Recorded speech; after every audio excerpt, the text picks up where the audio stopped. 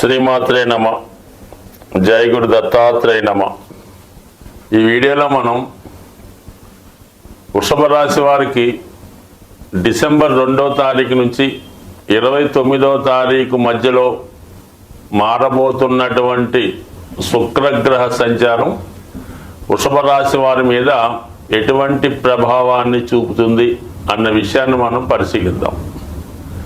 మరి వృషభ రాశి వారికి శుక్రుడు రాష్ట్రాధిపతి అయినప్పటికి కూడా షష్టాధిపత్యం కూడా శుక్రునికి రావడం వల్ల సాధారణంగా ఈ రాశి వారికి శుక్రుడు మిశ్రమ ఫలితాలు మాత్రమే ఇవ్వడం జరుగుతూ ఉంటుంది.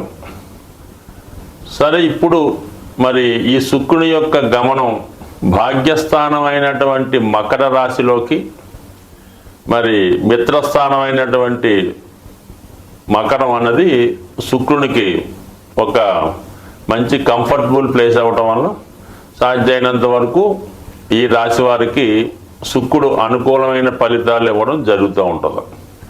ముఖ్యంగా ఏంటంటే భాగ్యస్థానంలోకి ఏ గ్రహం వచ్చినా కూడా జాతకుడు ఈ జన్మలో చేసినటువంటి పుణ్య ఫలితాన్ని అనుభవించే విధంగా ఆ గ్రహస్థితి అనుకూలించడం జరుగుతూ ఉంటుంది.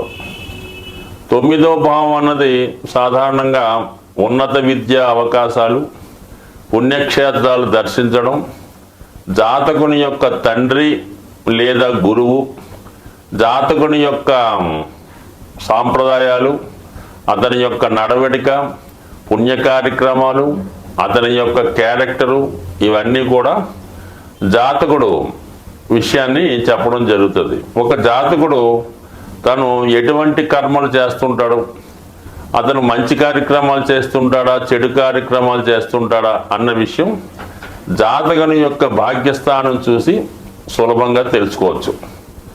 అలాగే భాగ్యస్థానంలోకి ఒక శుభగ్రహం వచ్చినప్పుడు జాతకుడు ఆ కారకత్వాలకు సంబంధించినటువంటి కార్యక్రమాల ద్వారా శుభ ఫలితాలు పొందడం జరుగుతూ ఉంటుంది. ముఖ్యంగా ఏంటంటే మనకి ఈ శుక్రుడు భాగ్యస్థానంలోకి రావడం వల్ల ఇది వృషభ రాశిలో ఉన్నటువంటి స్త్రీలకి చాలా అనుకూలమైనటువంటి స్థితి రావడం జరుగుతూ ఉంటుంది. ఎవరైతే ఈ రాశిలో ఉన్నటువంటి స్త్రీలు విదేశ ప్రయాణం కొరకు ప్రయత్నం చేస్తున్నారో, లేదా ఏదైనా దూర ప్రాంతంలో ఉన్నటువంటి పుణ్యక్షేత్రాన్ని దర్శిద్దాం అనుకున్నా సరే, లేదా దూర ప్రాంతంలో ఉన్నటువంటి వారి యొక్క భర్త గారిని కానీ, సంతానాన్ని కానీ, తల్లిదండ్రులను కానీ కలుసుకునే ప్రయత్నంలో మనకి ఈ శుక్రగ్రహ అనుగ్రహం ఈ స్త్రీలకి చాలా వరకు ఒక దూర ప్రాంత ప్రయాణాన్ని ఇవ్వడం జరుగుతూ ఉంటుంది. మనకి డిసెంబర్ 22వ తారీఖు నుంచి 29 మధ్యలో. ఎందుకంటే మరి మకర రాశి చరరాశి, అది సహజ దశమ భావం. ఆ కారణం వల్ల స్త్రీలకైతే ప్రయాణాన్ని ఇవ్వడం జరుగుతూ ఉంటుంది. అదే ఈ రాశిలో ఉన్నటువంటి అబ్బాయిలు ఉద్యోగరీత్యా లేదా విద్యరీత్యా విదేశ ప్రయాణానికి కావలసినటువంటి సదుపాయాలు కానీ, అతను మామూలుగా విద్య నిమిత్తం కాకుండా మామూలుగా తను చేస్తున్నటువంటి ఉద్యోగ సంస్థ అంటే వాళ్ళ యొక్క కార్యాలయం ఈ జాతకుడిని వాళ్ళ ఖర్చులతో విదేశంలో కొంతకాలం పాటు ఉద్యోగం చేయడానికి పంపే అవకాశం ఉన్నది. సో ఏదైనా ఈ వృషభ రాశి వారికి ఈ శుక్రుడు యొక్క స్థితి అటు వివాహానికి, అటు ఉద్యోగ అవకాశాలకి, విదేశ ప్రయత్నాలకు కూడా అనుకూలించే అవకాశం ఉంది. అంటే ఇక్కడ ఈ 10వ స్థానం అన్నది సహజ 10వ స్థానం మకర రాశి. ఆ మకర రాశిలోకి శుక్రుడు రావడం వల్ల ఈ వృషభ రాశిలో జన్మించినటువంటి అబ్బాయిలకు కానీ అమ్మాయిలకు కానీ కంపల్సరిగా వారికి విదేశ ప్రయాణం, పెద్దవారైతే పుణ్యక్షేత్రాలు దర్శించడం జరిగే అవకాశం ఉంది. ఇది ఒక పాయింట్. ఇంకోటి ఏంటంటే 6వ స్థానాధిపతిగా ఉన్నటువంటి శుక్రుడు, అంటే ఒక విధంగా 6వ స్థానమే బలమైంది. ఈ వృషభ రాశి వారికి 6వ స్థానాధిపతిగా ఉన్నటువంటి శుక్రుడు 9వ స్థానంలో సంచరిస్తూ మరి వృషభ రాశి వారికి సప్తమ వ్యయాధిపతి అయినటువంటి కుజగ్రహం డైరెక్ట్గా వీక్షణ ఈ శుక్రగ్రహం మీద రావడం జరుగుతుంది. సో ఈ కారణం వల్ల ఏంటంటే జాతకుడు ఏదైనా భూమికి సంబంధించిన లావాదేవీల్లో కానీ, కోర్టు సంబంధించిన విషయాల్లో ఏమైనా ఇబ్బందులున్నా, లేదా భార్యాభర్తల మధ్య ఉన్నటువంటి విభేదాలు ఇబ్బందులు ఏవైనా ఉంటే మరి ఈ గ్రహస్థితి ఏంటంటే జాతకుడికి వాటి నుంచి బయటపడే అవకాశం ఉన్నది. అలాగే ఎవరైనా కొంతవరకు దీర్ఘకాలిక వ్యాధితో ఇబ్బంది పడుతున్న వారికి ఈ కుజగ్రహ దృష్టి ప్రభావం వల్ల వాళ్ళకి ఏదైనా సర్జరీ జరగడం కానీ, లేదా ఏదన్నా ప్రకృతి సంబంధించినటువంటి ఆశ్రమంలో వైద్యశాలలో చేరి తగు విధంగా యోగాసనాల ద్వారా కానీ, సాంప్రదాయ పద్ధతిలో ఏదైనా క్రియ ద్వారా, ఆసనాల ద్వారా వారి యొక్క ఆరోగ్యాన్ని సరిచేసుకునే విధంగా ఈ గ్రహస్థితి ఉపయోగపడుతుంది. అంటే రోగాల నుంచి, శత్రువుల నుంచి బయటపడతారు. అలాగే భూమికి సంబంధించిన సమస్యల నుంచి, చాలా వరకు రుణాల నుంచి కూడా బయటపడడానికి ఈ గ్రహస్థితి జాతకుడికి అనుకూలంగా కనబడడం జరుగుతుంది. సహజంగా శుక్రుడు భార్యాకారకుడు.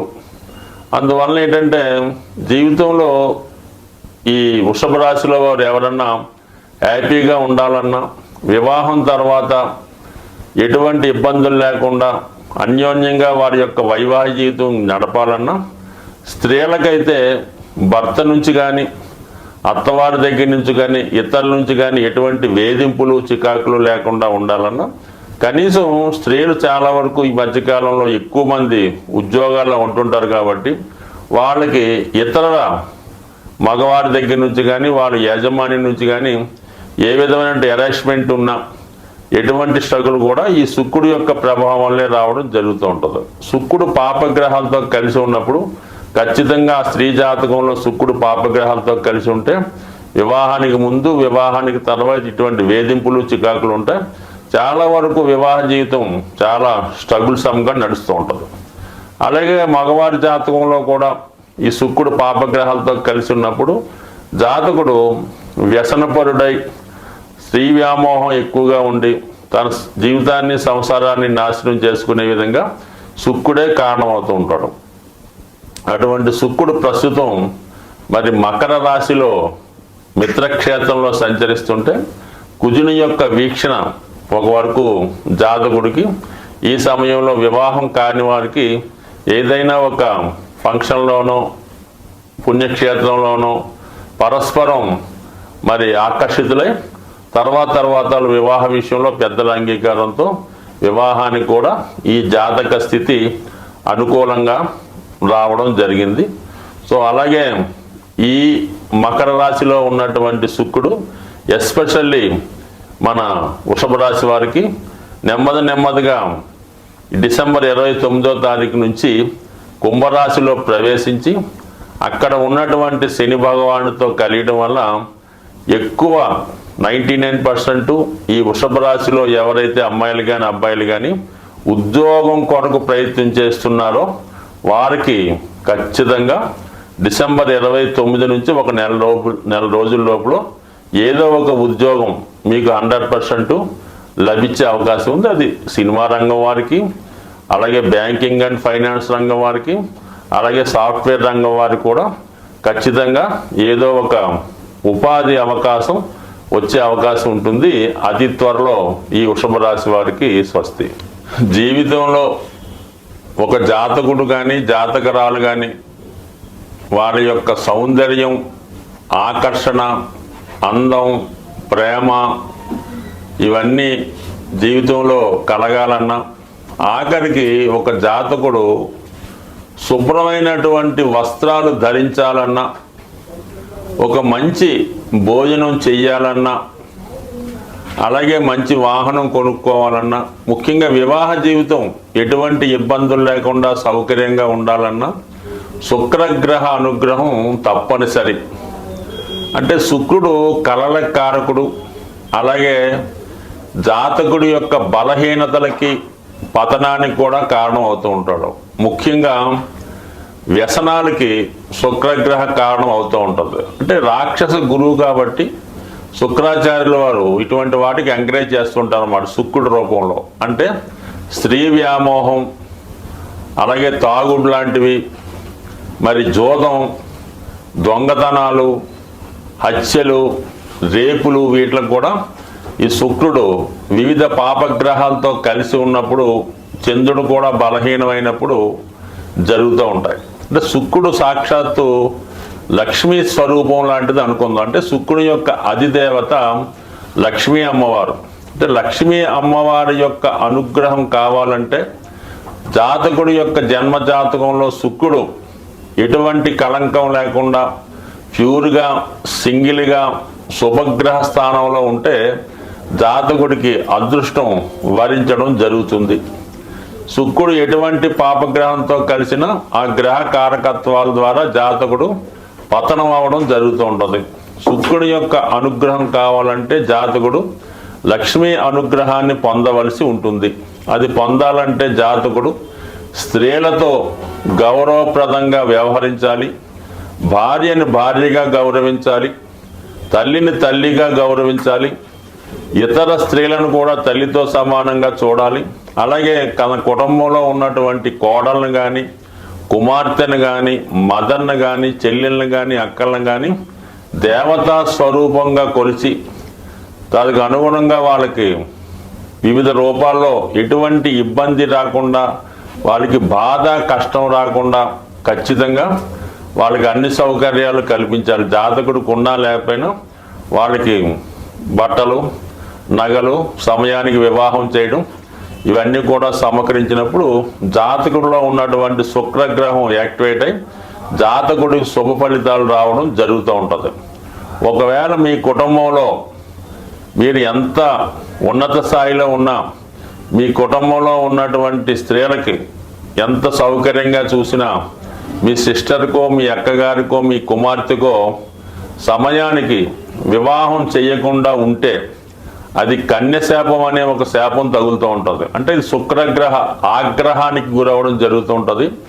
ఆ కారణం వల్ల ఏంటంటే కుటుంబంలో శుభకార్యాలు వాయిదా పడుతుంటాయి, ఆర్థిక పరమైన ఇబ్బందులు రావడం జరుగుతూ ఉంటుంది. సాధారణంగా చూడండి, ఎవరి కుటుంబంలో అయినా ఆ కుటుంబంలో స్త్రీలకి వివాహం ఆలస్యం అవుతుందంటే ఖచ్చితంగా ఆ కుటుంబంలో ఆర్థిక సమస్యలు ఉంటాయి, లేదంటే ఆ కుటుంబ యజమాని బాధ్యతారహితంగా వ్యసనపడి ఉండడం జరుగుతుంటుంది. ఇవన్నీ తొలగాలంటే శుక్రగ్రహ అనుగ్రహం నిమిత్తం ప్రతి శుక్రవారం, కొన్ని ప్రాంతాల్లో గురువారం, ఎప్పుడైనా పర్లేదు, ఆ రోజు లక్ష్మీ అమ్మవారి అనుగ్రహానికి అమ్మవారిని విధి విధానంగా పూజ చేస్తూ మరి ఖచ్చితంగా లక్ష్మీ స్తోత్రం, శ్రీ సూక్తం, కనకదారా స్తోత్రం లాంటి చదువుతూ కంపల్సరిగా విష్ణు సహస్రనామాన్ని కూడా పారాయణ చేయాలి. ఎప్పుడైనా సరే లక్ష్మీ అనుగ్రహం కావాలంటే విష్ణుమూర్తి అనుగ్రహం తప్పకుండా ఉండవలసిందే. అది లేకుండా కేవలం లక్ష్మీ అమ్మవారిని పూజిస్తూ లక్ష్మీ స్తోత్రం చదివినంత మాత్రాన లక్ష్మీదేవి అనుగ్రహం ఎట్టి పరిస్థితుల్లో కూడా వచ్చే అవకాశం లేదు. కేవలం వెంకటేశ్వర స్వామిని ఆరాధించడం వల్లే మీకు పద్మావతి అమ్మవారి అనుగ్రహం లభిస్తుంది. ఈ చిన్న టెక్నిక్ గమనించండి, ఆ విధంగా వెళ్ళండి. దాంతోపాటు శుక్రునికి అనుకూలమైనటువంటి వజ్రాన్ని ధరించడం వల్ల, అది చాలా ఖరీదైనది, ధరించలేని వారు స్ఫటికమాలని ధరించడం వల్ల జాతకుడికి లక్ష్మి అనుగ్రహం కలుగుతుంది. అతనిలో ఉన్నటువంటి బలహీనతలు తొలగి, అంటే ఏదైనా స్త్రీ వీక్నెస్, ఇంకో బలహీనత ఉంటే దాని నుంచి బయటపడే విధంగా ఈ స్ఫటికమాల అతనికి సహకారపడుతుంది.